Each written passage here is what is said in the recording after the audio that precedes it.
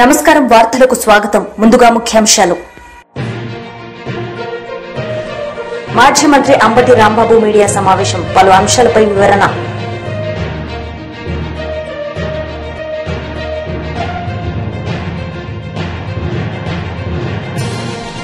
MLC Dasoju Sravan Kumar media సమావేశం పలు అంశాలపై వివరణ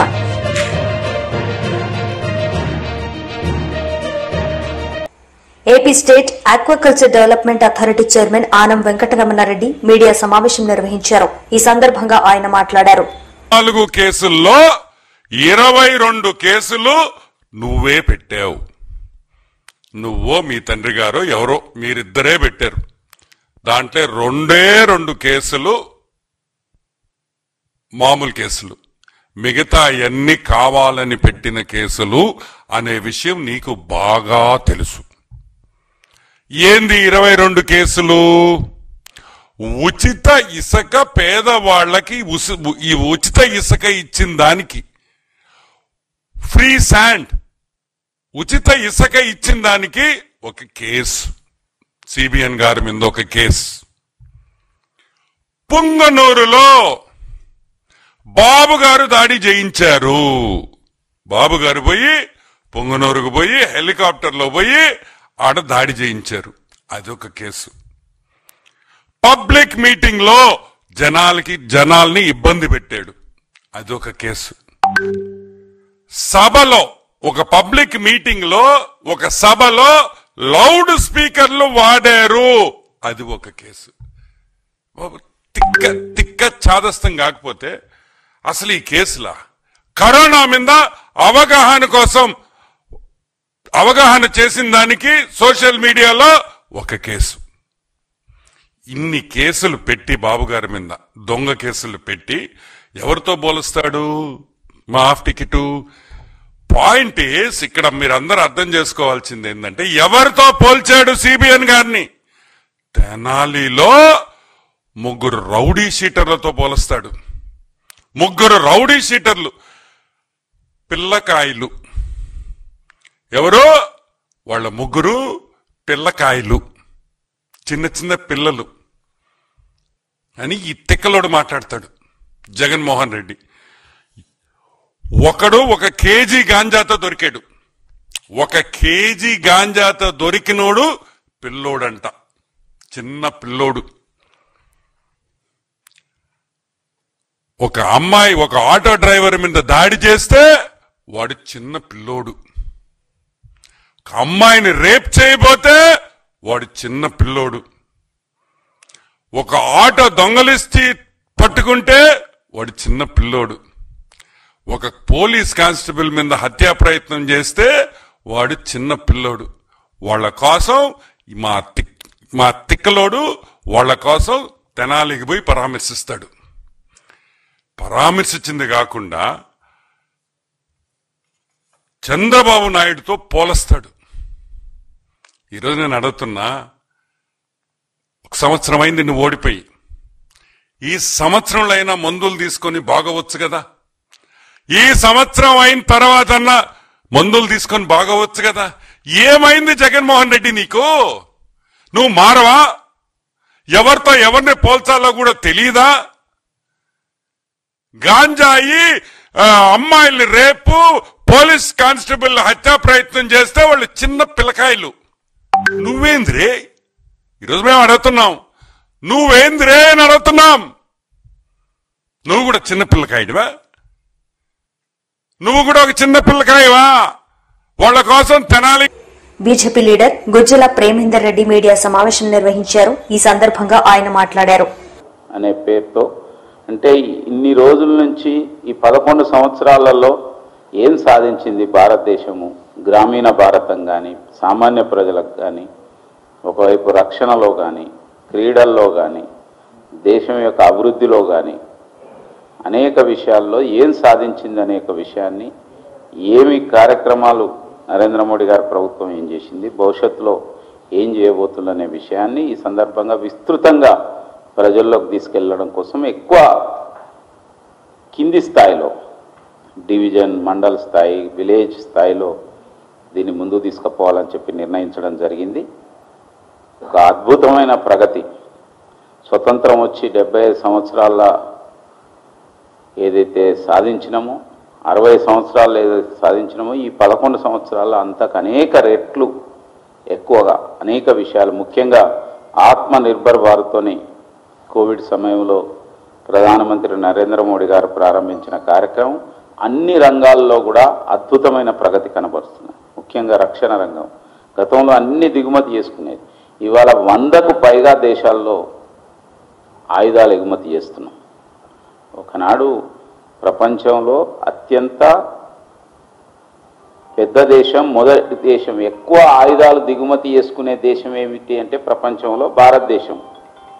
అలాంటి భారతదేశం ఈరోజు ఆయుధాలు ఉత్పత్తి చేసి 100కు పైగా దేశాలకు ఎగుమతి చేసే యొక్క స్థాయికి, మామూలు కాదు, లైట్ వెయిట్ యొక్క ఎయిర్ క్రాఫ్ట్స్ లాంటి వాటిని, తేజస్ లాంటి వాటిని కూడా ఈరోజు బయటికి ఎక్స్పోర్ట్ చేసే యొక్క స్థాయికి ఎదిగి, అలా అనేక రంగాలలో, ఫార్మా రంగం కానీ, మనం మినరల్స్లో కానీ, ఏవియేషన్లో 3rd లార్జెస్ట్ కంట్రీగా ఎస్టాబ్లిష్ అయ్యాను. ప్రపంచంలో ఒకనాడు మాజీ మంత్రి ఆదిమూలపు సురేష్ మీడియా సమావేశం నిర్వహించారు. ఈ సందర్భంగా ఆయన మాట్లాడారు. దిద్దుతారా అంటూ తల్లిదండ్రులు మండిపడతా ఉన్నారు. లేనిపోని ఆర్భాటాలకు పోయి సంస్కరణలన్నీ రికార్డు స్థాయిలో అని చెప్పి, రికార్డ్ అని చెప్పి విద్యార్థుల జీవితాలతోటి చెలగాటం ఆడుతారా అంటూ విద్యార్థి సంఘాలు కూడా దుమ్మెత్తిపోస్తున్నటువంటి పరిస్థితి మనం చూస్తూ ఉన్నాం. ఈ యొక్క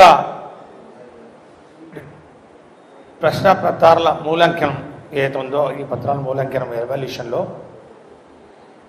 ఎందుకు ఇంత తీవ్రమైనటువంటి ఆలస్యం వహించారు విద్యాశాఖ? మరి ముఖ్యంగా ఎందుకు ఈ రికార్డ్స్, ఎవరి కోసం ఈ రికార్డ్స్, ఎవరి కోసం ఈ యొక్క కూటమి ప్రభుత్వం విద్యాశాఖ కొమ్ము కాస్తా ఉందనే ప్రశ్నలు ఈరోజు రాష్ట్రమంతటా కూడా మరి ఈరోజు వినిపిస్తూ ఉన్నటువంటి పరిస్థితి మనం చూస్తాం. వారం రోజుల్లోనే మేము ప్రశ్నపత్రాల మూల్యాంకనం ముగించామని చెప్పి చెప్తా ఉన్నారు. వాస్తవాల్లోకి వెళ్తే కొన్ని పేపర్లలో, మరి ముఖ్యంగా సోషల్ స్టడీస్ మరి జవాబు పత్రాల మూల్యాంకనం కేవలం 5 రోజుల్లోనే ముగించిందని పూర్తి చేశారనే ఒక విషయం కూడా బయటపడతా ఉంది. అంటే ఈ ప్రభుత్వం దేనికోసం ఈ రికార్డుల కోసం తాపత్రపడుతుంది? కనీసం ఈ రికార్డు జరిగిందా అంటే అది కూడా లేదు. ఎందుకంటే ఏప్రిల్ 1వ తారీఖున పరీక్షలు పూర్తయితే ఏప్రిల్ 23న ఈ యొక్క పరీక్ష ఫలితాలు వెల్లడించడం జరిగిందంటే అంటే సుమారు 21 రోజులు పట్టింది. గతంలో పోలిస్తే ఇది ఇంకెక్కువనే. ఎందుకంటే 22-23 విద్యా సంవత్సరంలో వైసీపీ ప్రభుత్వం అధికారంలో ఉన్నప్పుడు 17 రోజుల్లోనే మరి ఫలితాలు వెల్లడించిన విషయాన్ని కూడా ఈ సందర్భంగా నేను ఉటంకిస్తా ఉన్నాను. ఎమ్మెల్సీ దాసోజు శ్రావణ్ కుమార్ మీడియా సమావేశం నిర్వహించారు. ఈ సందర్భంగా ఆయన మాట్లాడారు.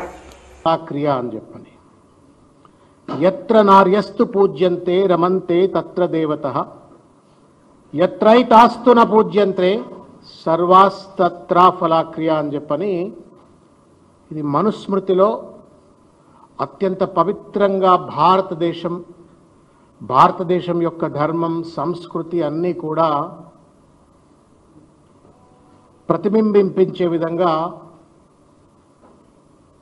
చెప్పబడ్డటువంటి ఒక మహత్తరమైనటువంటి ఒక జ్ఞానం ఇది. ఈ జ్ఞానం ఆధారంగానే భారతదేశంలో ఆడది అంటే అమ్మ అని గౌరవిస్తాం. భార్య కాకుండా ఇంకెవరినైనా అమ్మ అని పిలుస్తాం మనం. అంత పవిత్రమైనటువంటి ఒక భావనతో చెల్లె కానీ లేకపోతే ఇంకా ఎవరైనా కానీ అమ్మానే అంటాం మనం. అంటే తల్లితో సమానం అనేటువంటి ఒక భావనను వ్యక్తీకరించడం కోసం, సనాతన సంప్రదాయం, సనాతన సంస్కృతిని వ్యక్తీకరించడం కోసం మనం ఈ యొక్క జ్ఞాన సంపత్తితో, ఈ విజ్ఞానంతో మనం ముందుకెళ్తుంటాం. మహిళలను గౌరవించే చోట దేవతలు నివసిస్తారు, వారిని గౌరవించని చోట అన్ని కార్యాలు ఫలించవు అని చెప్పని దీని అర్థం. కానీ దుర్మార్గం ఏంటి అంటే తెలంగాణ రాష్ట్రంలో గౌరవ తెలంగాణ రాష్ట్ర ముఖ్యమంత్రి రేవంత్ రెడ్డి గారి యొక్క ఆధ్వర్యంలో నిర్వహించబడ్డటువంటి యొక్క మిస్ వరల్డ్ ఈవెంట్ ఏదైతే ఉందో ఇది పూర్తిగా కూడా భారతదేశ ధర్మానికి, సంస్కృతికి, నమ్మకానికి, విశ్వాసానికి, మహిళల ఆత్మగౌరవాన్ని కించపరిచేటువంటి ఒక రీతిలో దీన్ని నిర్వహించినారు. దానికి ప్రతీక ఏంటి అంటే ఆ అమ్మాయి miss British, miss England మిల్లా Maggi ఈ ఈవెంట్లో నుండి మధ్యలోనే వెనక్కి వెళ్ళిపోవడం, వెనక్కి వెళ్ళిపోయిన తర్వాత ఆవిడ చేసినటువంటి ఒక కామెంట్స్ ఏదైతే ఉన్నాయో అది సన్ అనేటువంటి ఒక ఇంటర్నేషనల్ మ్యాగజైన్కి ఇచ్చినటువంటి ఒక ప్రెస్ కాన్ఫరెన్స్ కానీ, తర్వాత గార్డియన్ అనేటువంటి ఒక పత్రికకు ఇచ్చినటువంటి ఒక ప్రెస్ కాన్ఫరెన్స్, ఆమె ఇచ్చిన ఇంటర్వ్యూలు కనుక చూసినట్టయితే తెలంగాణ ప్రతిష్టను, భారతదేశ ప్రతిష్టను భ్రష్టు పట్టించేటట్లుగా రేవంత్ రెడ్డి గారి యొక్క ప్రభుత్వం ఎంత దుర్మార్గంగా ఈ ఈవెంట్ను కండక్ట్ చేసిందని స్పష్టమవుతుంది. కొత్తగా నేను చెప్పవలసిన అవసరం లేదు. అందులో ఆమె చెప్పినటువంటి ఒక ప్రతి మాట కూడా that amounts to sexual harassment, sexual abuse, sexual harassment. ఇంకే దేశంలోనైనా ఇటువంటి ఒక ఈవెంట్ జరిగినట్టయితే ఏమాత్రమైనా మానవత్వము, ఇంగిత, నైతికత, దేశ ప్రతిష్ట, జాతి ప్రతిష్ట అనే ఒక బాధ్యత ఉన్నటువంటి వాడు ఎవడైనా సరే ఇమ్మీడియట్ గా ఒక ఎఫ్ఐఆర్ రిజిస్టర్ చేసి ఉండేవాళ్ళు. ఆ అమ్మాయి కంప్లైంట్ మీద సుమోటోగా ఎంక్వైరీ ఇన్వెస్టిగేట్ చేసి పూర్తి స్థాయిలో ఈ లఫంగిలెవరు, లంగలెవరు, ఎవరు ఆ అమ్మాయిని ఒక వ్యభిచారి లెక్క చూసినారు, ఎవరు ఆ అమ్మాయిని ఒక ఆట వస్తువు లెక్క చూసినారు అనేటువంటి అంశాలు బయటపెట్టి సదరు నేరస్తులను శిక్షించుండేవారు. ఛాంపియన్ ఆఫ్ దిస్ ఈవెంట్ ఎవరో కాదు, ఓన్లీ రేవంత్ రెడ్డి గారు. ఎందుకంటే ఆయనే మనందరికీ గుర్తే ఉంటుంది. ఊరంతా ఒకదారి, ఉల్పుకట్ట ఒకదారి అన్నట్టుగా దేశమంతా యుద్ధం కోసం పరితపిస్తున్నటువంటి ఒక పరిస్థితులు. ఉత్కంఠగా భారతదేశం పాకిస్తాన్ యుద్ధం అయితే వాడు 3000 కిలోమీటర్ల మిసైల్ ఒకవేళ పుట్టుకున్న పేలిస్తే అది హైదరాబాద్లో కూడా పడొచ్చో ఏమో అన్నట్టు ఒక భావనతో, ఉద్వేగంతో మొత్తం హైదరాబాద్ సమాజం కావచ్చు, తెలంగాణ సమాజం కావచ్చు, తెలంగాణకు మాజీ మంత్రి అంబటి రాంబాబు మీడియా సమావేశం నిర్వహించారు. ఈ సందర్భంగా ఆయన మాట్లాడారు. రాష్ట్రంలో నలుమూలల 175 నియోజకవర్గాల్లోనూ ఒక మాచర్లో మాత్రం పోలీసులు ఓవర్ యాక్షన్ చేసి కొంత ఇబ్బంది పెట్టేటటువంటి పరిస్థితి చేశారు. కారణం ఏంటంటే అక్కడ మా ఇన్ఛార్జ్ ఒక ఫాల్స్ కేసు పెట్టడం వల్ల ఆయన అందుబాటులో లేకపోవటం వల్ల అక్కడ కొద్ది ఇబ్బంది అయింది. అన్ని చోట్ల వాలంటీర్గా ప్రజలు తండోపతండాలుగా వచ్చి వైఎస్ఆర్ కాంగ్రెస్ పార్టీ జెండాలు పట్టుకొని ఇది వెన్నుపోటు పాలన అని ఖచ్చితంగా చెప్పి అద్భుతమైనటువంటి రెస్పాన్స్ ఇచ్చినటువంటి సందర్భాన్ని ఇప్పుడు మీకు గుర్తు చేస్తున్నాను. అన్ని చోట్ల కూడా దీన్ని విఫలం చేయడం కోసం చాలా పెద్ద ఎత్తున తెలుగుదేశం పార్టీ ప్రభుత్వం, పోలీస్ యంత్రాంగం తీవ్రంగా పనిచేసింది. అయినా ఒక్క అడుగు కూడా వెనక్కి వేయలేదు వైఎస్ఆర్ కాంగ్రెస్ పార్టీ కేడర్. ఇంకొక మాట, ఈ సంవత్సరం పాటు కూడా ప్రజలకు వెన్నుపోటు పొడవడంతో పాటు వైఎస్ఆర్ కాంగ్రెస్ పార్టీ క్యాడర్ని, నాయకుల్ని భయపెట్టాలని, చిందరవందర చేయాలని అనేకమైన కుట్రలు, కుతంత్రాలు చేశారు. అనేక మంది నాయకుల్ని కేసుల్లో పెట్టారు, జైల్లో పెట్టారు. వైఎస్ఆర్ కాంగ్రెస్ పార్టీ కార్యకర్తల మీద తప్పుడు కేసులు పెట్టారు, జైల్లో పెట్టారు. బెయిల్ రాకోకుండా నివారించేటటువంటి కార్యక్రమాలు చేశారు. సోషల్ మీడియా యాక్టివిస్టుల్ని లోపల పెట్టారు. కొన్ని చోట్లయితే తెనాల్లో కొట్టినట్టుగా కొట్టారు. అయినా కూడా ఎక్కడా కూడా భయపడకోకుండా, భయపడకపోతే భయపడకపోయారు. మమ్మల్ని ఇంత నిర్బంధం చేస్తారా, మా మీద ఇన్ని కేసులు పెడతారా, మీ సంగతి చూస్తామనే కసితో కేడర్ మొత్తం కదిలిందని ఈ సందర్భంగా నేను మనవి చేస్తున్నా. అద్భుతమైన రెస్పాన్స్. ఈ దుర్మార్గమైన పాలన అంతం కావాలి, అవసరమైతే ఇవ్వాలి, అంతం కావాలి అనే పద్ధతుల్లో ముందుకు వచ్చారు. కానీ ప్రజాస్వామ్యంలో వాళ్ళకి ఇంకా 4 సంవత్సరాలు ఉంది కదా. అంత పెద్ద ఎత్తున నినదిస్తూ అద్భుతమైనటువంటి రెస్పాన్సు ఇవాళ ఇచ్చారు. దీన్ని దెబ్బతీయటం కోసం లేదా దీన్ని కాకోకుండా ఉండటం కోసం మరి చాలామంది చాలా పిలుపులు ఇచ్చారు. తెలుగుదేశం పార్టీ పిలుపునిచ్చింది, మరి పవన్ కళ్యాణ్ గారు కూడా పిలుపుని. వార్తలు ముగించే ముందు ముఖ్యాంశాలు మరోసారి. మాజీ మంత్రి అంబటి రాంబాబు మీడియా సమావేశం, పలు అంశాలపై వివరణ.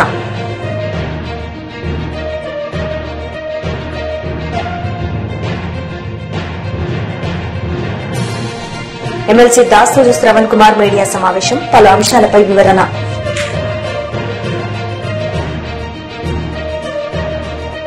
ఈ వార్తలు ఇంతటితో సమాప్తం. తిరిగి ప్రసారమయ్యే వార్తల్లో మళ్లీ కలుద్దాం. అంతవరకు సెలవు. నమస్తే.